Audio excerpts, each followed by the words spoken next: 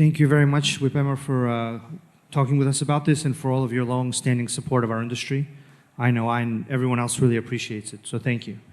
I guess my first question would be, how did you decide that this was an important issue to get involved in?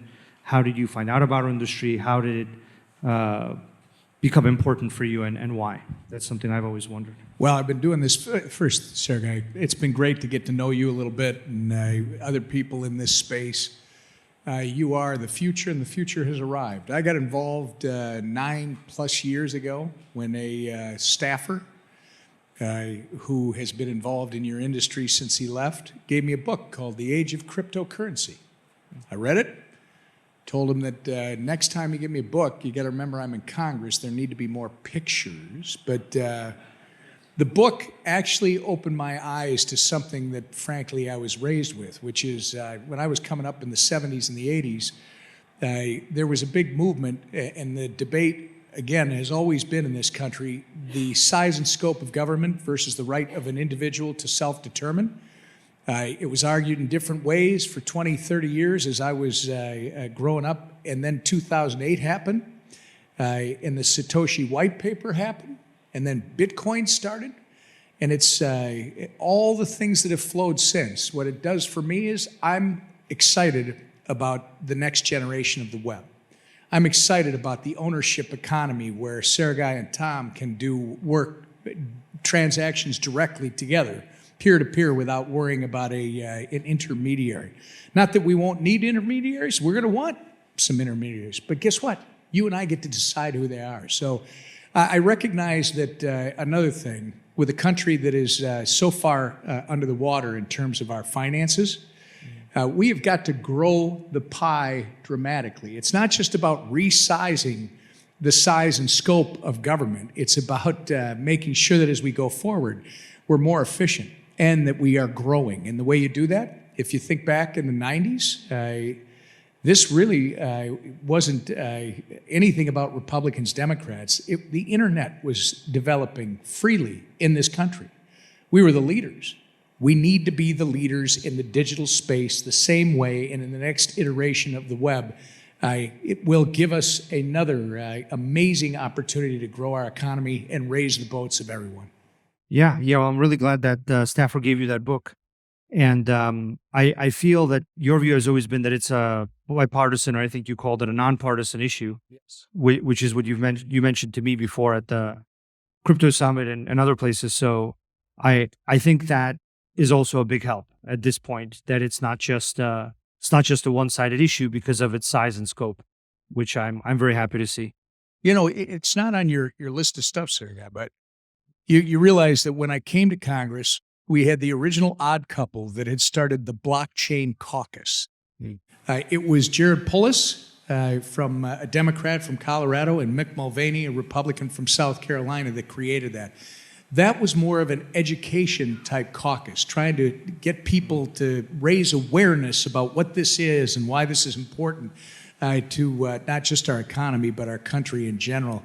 And now, with Richie Torres from New York, a Democrat from New York, we have created the Crypto Caucus, which is more of an advocacy caucus. We're busy drafting bylaws that literally will tell us how we vote together as a block on things that are good for the industry and against things that are bad for the industry. So it shows you how far we've come in the last 9 years.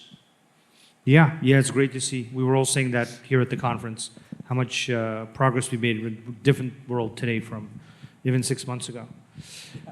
So I think it's useful also for us to think about and maybe hear your views about how you define success for the United States financial system in terms of Web3. So what is your view of the United States definition of success in the Web3 financial system? Success is defined by how many people we have here succeeding and that are coming in from outside. This should be the laboratory for all of this stuff. We should create a regime that literally allows safe harbors for people to create things. And we will find out different consequences of those new products, new services, new technology.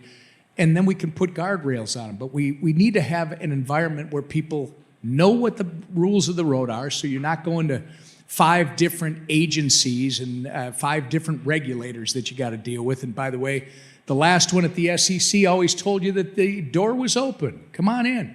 And then he'd sue you. And it was never clear about where the law, the rules were. That's what has to change. And that's what this administration is absolutely driven to change. I mean, look at what Donald Trump did. He didn't just promise that he was going to be the crypto president. And I told his vice president, JD, that I like him for a different reason when he was picked, because everybody else was talking about all of his accomplishments.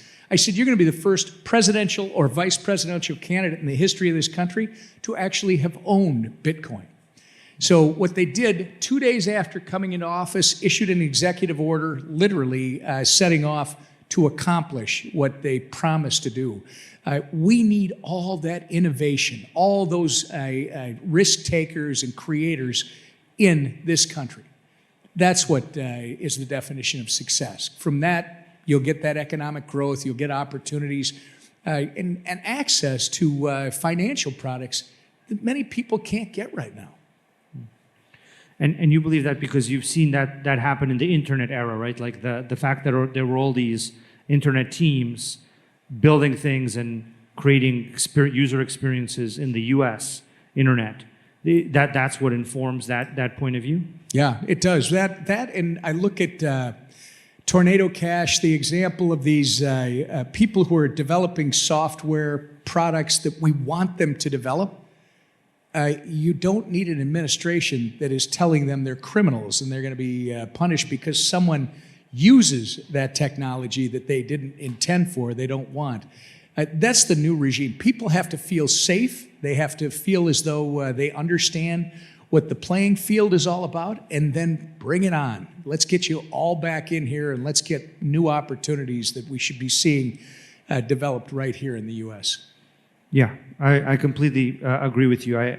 We work with both the DeFi community and the bank community, and fundamentally everyone is just a person who wants to manage risk and feel safe in their activities. And I find that both groups are equally eager to comply once they know how to comply. Yeah. So I think we're on the same page. So the current U.S. financial system is seen as pretty reliable. And now, as we transition into the Web3 version of that financial system, how do you see that transition happening in a way that the U.S. financial system continues to be seen as highly reliable? Do you see things like proof of reserves and other mechanisms like that helping with that transition? Or as we move from the traditional to the Web3 system, how does that perception of the U.S. financial system's reliability continue? Well, this to me has been the issue. A lack of legislative action at the federal level has actually created a huge problem, because we have an existing 2-tier legacy banking system that in some respects is moving into the 21st century of finance. In other respects, it's not. Government should not be here to protect dinosaurs from ever having to evolve, but it is up to Congress to establish where our regulators are not. We need to establish the rules so that people can rely on those rules. So going forward, it's all about making sure that you have certainty and predictability in the system. And that's literally what we're going to do in Congress. You've already seen the Genius Act come out of the Senate Banking Committee. That's the stablecoin bill on the Senate side. French Hill, our chairman of the House Financial Services Committee, is literally working on both a stablecoin bill, which is a lot like, there's some differences, but the draft that we've seen is a lot like, second draft now, is a lot like the Senate bill. There are some minor differences that I'm sure can be ironed out. And that's going to be all about if you're going to create stablecoins here and around the world, that you are going to represent to people our dollar-backed stablecoins. Well, this is the debate. We're going to have Treasury lay out specific requirements to prove that, in fact, your stablecoin is backed up by something of value, the U.S. dollar. But then the market structure bill is the other piece. You got to have both. So expect that French will have both of these out soon. In fact, I think the stablecoin bill might actually be already out. The bill is going to be marked up soon, but you'll see both of them in the House. I think French's goal is to have them done by August. Yeah, that's what I've heard as well.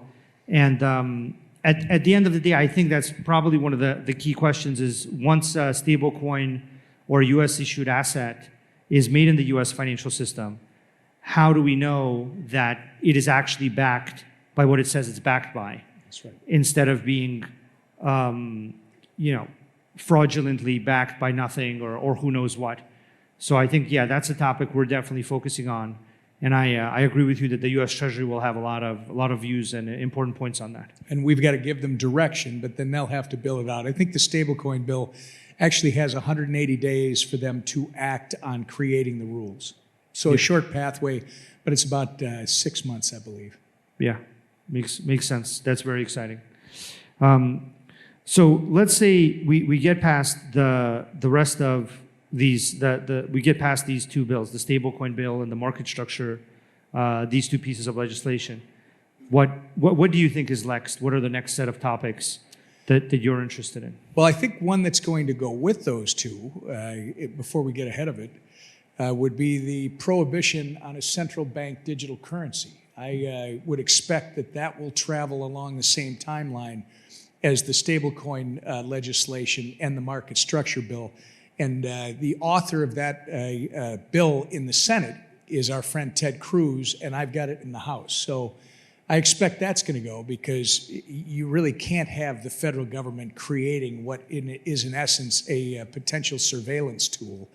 And it has all other types of bad ramifications. After that, the Blockchain Regulatory Certainty Act, which gives people an understanding of what is a security and what is not a security. I think part of that is going to be in the market structure bill, but we'll see. Maybe we have to do it separately. And then we've got a money transmission bill that not very sexy, but I think if you're in this industry, you recognize what a pain in the rear end it is to have to get licensed in 50 different states as a money transmitter. And the biggest issue there is if you don't actually possess the asset, then how do you qualify as a money transmitter? So we're trying to streamline that process, and there are others that we will definitely be advancing. But you've hit the two big ones, and I think the prohibition on central bank digital currencies goes right with them. Yeah, makes sense. I think those two bills create the kind of foundation with the stablecoin bill allowing a system of payment, and the market structure allowing more assets to be created by both DeFi, TradFi, institutions, all those groups. And then those two things interacting, the payment and the asset interacting within the US financial system is kind of the foundational thing that needs to happen. I think that'll also float a bunch of new open issues and questions about accounting, capital reserves, proving things, all this stuff. So I think that'll create some more clarity. Kind of getting to the final questions here, or the final question. We have had a lot of support from the administration, from the president and Will Hines and David Sachs and these folks. And I wanted to get your kind of deep and thoughtful views on how have you seen Congress coordinating with them, and what do you see happening next there? The answer to that question is yes. We think about where we come from. A year ago, would anybody in this room have thought that you would have a crypto summit in the White House? Sergey was there. One of the people that was at the event pointed out that a year ago, we never would have expected to be in the White House. Some of us would have expected to be in jail before we got to the White House. You have a completely new day in America with Donald Trump in the office and this administration. They made promises on the campaign trail that they are absolutely already crushing. We got to do the legislation. That's going to be Congress. And Congress is a little slower, but the coordination is there and the direction is there. At the crypto summit that you and I were at, you remember the president said, I want these things before the August recess. Okay, so yes, there's direction coming from the White House, and there's a great coordination with the House and the Senate when it comes to these issues. Yeah, that's what I've seen as well. I feel like the regulators, the SEC and the CFTC, as well as the executive branch, as well as the legislative branch, are all very aligned on the need for this and how it needs to kind of move forward very quickly in order to get something into law now. Yeah, and everybody here, I was telling you off stage before we came on, I don't expect these bills to be absolutely perfect. If you think they're going to answer every question and be perfect, you're fooling yourself. These are the beginning.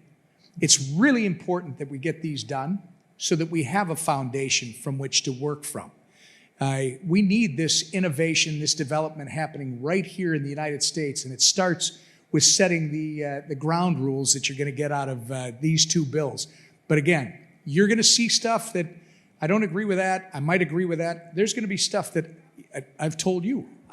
I'm more of a libertarian when it comes to this. I'm more of a, but I've got colleagues on the other side of the aisle and in my own party, that's why this is nonpartisan, that want more security, if you will, want more assurances. And there might be things in the bills that address those concerns. Okay, great. Let's not make perfect the enemy of good, because either way, these are both going to be really important and good pieces of legislation.